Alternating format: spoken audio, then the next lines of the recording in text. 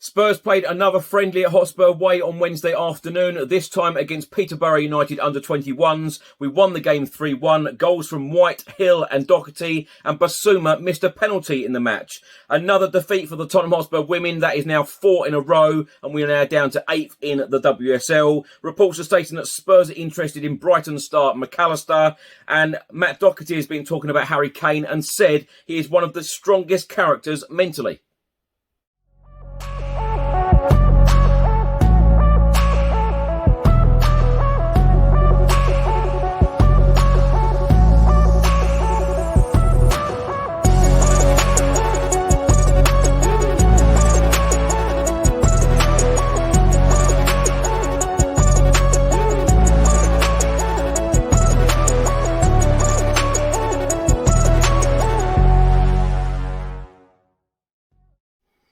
Welcome back to the channel. Hope you're all keeping well. This is another episode of Tottenham News where I'll be going through all of the latest Spurs news, rumours and reports. If you're watching this on YouTube, please do hit that subscribe button, like, share and comment below. And if you're listening to this on an audio platform, please do hit that follow button and leave a review if you can. Let's start by talking about the World Cup semi-finals. Hugo Lloris was in action for France, winning his 144th cap on Wednesday evening as France beat Morocco 2-0. Hugo Lloris will now play in the World Cup final on Sunday against fellow teammate Cristian Romero of Argentina. On Wednesday afternoon, Tottenham Hotspur had a training ground match at Hotspur Way, a friendly against Peterborough United under-21s. We won the game 3-1 and defender Matt Doherty was on the score sheet yet again. The defender scored twice in our 4-0 win against Motherwell on Friday and was there again to make it 3 goals in our 2 mid-season encounters so far. That was our 3rd and final goal on a bitterly cold afternoon in Enfield. Harvey White opened the scoring on 25 minutes and Brian Hill doubled our lead a minute later. A young Peterborough United side impressed in terms of their enthusiasm and organisation and were rewarded when they scored a goal in the 70th minute, making it 3-1. Clement Lenglet was back in the starting lineup, the only change from Motherwell, with Pape Matar making a notable return to Spurs action in the second half, just 10 days after featuring for Senegal in the World Cup round of 16 clash against England in Qatar. It's fair to say he would have noticed the difference in temperature. Tottenham Hotspur created a flurry of half chances in the early stages of the game without testing posh goalkeeper William Blackmore, Dejan Kulusevski twice, Brian Hill and Matt Doherty all having a sight at goal. The opener arrived via a set piece on 25 minutes when Davinson Sanchez met Kulusevski's in-swinging corner and glanced across the face of goal where Harvey White converted from close range. It was soon 2-0 as Dejan Kulusevski got away down the right, drove into the box, drew Blackmore and squared for Brian Hill to tap home. Doherty and Jed Spence swapped flanks for the second half and we were soon on the front foot as Jaffa Tanganga won possession and charged forward. Exchanged passes with Dejan Kulusevski and found Harvey White, who was then denied by Blackmore. Brian Hill was next to try his luck from a free kick. Blackmore there again to tip over the bar. There was little Blackmore could do with the next chance. However, as Jed Spence played in Brian Hill on the overlap left side, Brian Hill picked out Doherty, who made no mistake controlling and drilling home from 12 yards. It might have had a second as well, only for Aaron Powell to make a last-ditch block.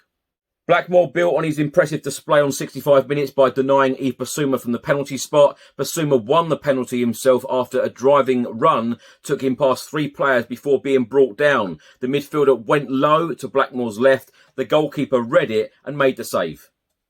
Up next, we face French club Nice in an exhibition match at the Tottenham Hotspur Stadium on Wednesday, the 21st of December, 7 p.m. kickoff. And then, of course, we are back in Premier League action on Boxing Day away at Brentford, 12:30 p.m. kickoff.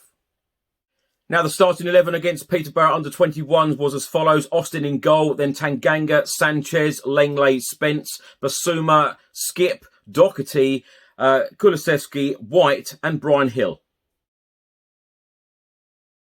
On Wednesday evening, the Tottenham Hotspur women were in WSL action at Brisbane Road. Sadly, we fell to a 3-0 home defeat at the expense of Everton. We have now dropped to 8th in the Women's Super League table, and that is now 4 straight defeats in league competition.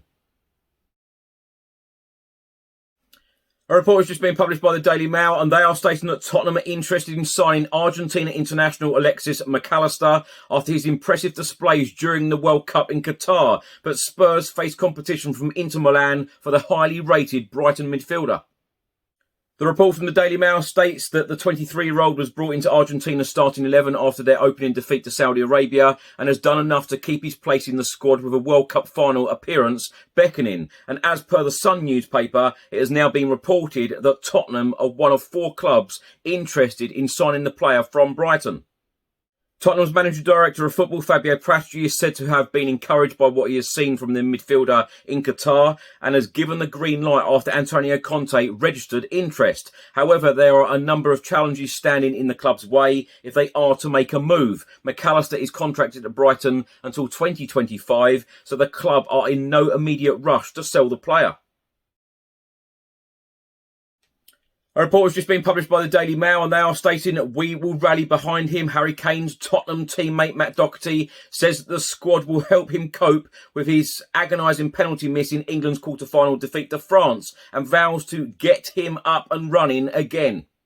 Doherty, a close friend and teammate of Harry Kane, said Harry Kane is one of the strongest characters mentally. That's tough on him. These things happen. Pretty much everyone who knows Harry would have put their house on him scoring. Everyone knows he is the best man for the job. It will be tough on him now when he gets back in. We'll rally round him and we will get him up and running again. He'll be fine. He is one of the strongest characters mentally that we all know. Now, my thoughts on these stories in this episode. Spurs beating Peterborough under 21s 3-1. It's hardly a surprise. And I must say, on Friday, of course, beating Motherwell 4-0, it was very easy for Tottenham. No disrespect to either of these two sides.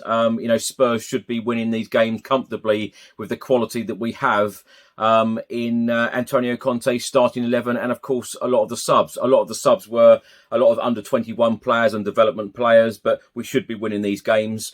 The real test will be next week, next Wednesday, at the Tottenham Hotspur Stadium against Nice. Really looking forward to that one. And then, of course, we are back in Premier League action on Boxing Day against Brentford. That one will be a difficult game.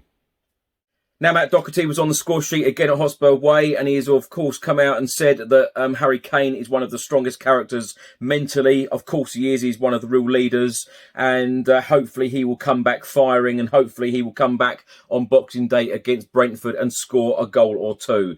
No doubt that Harry Kane is very disappointed, very upset by what happened in the World Cup. Of course, firing that penalty over the bar. He will be extremely disappointed, and he will want to put this right somehow, and he will really be eyeing a trophy.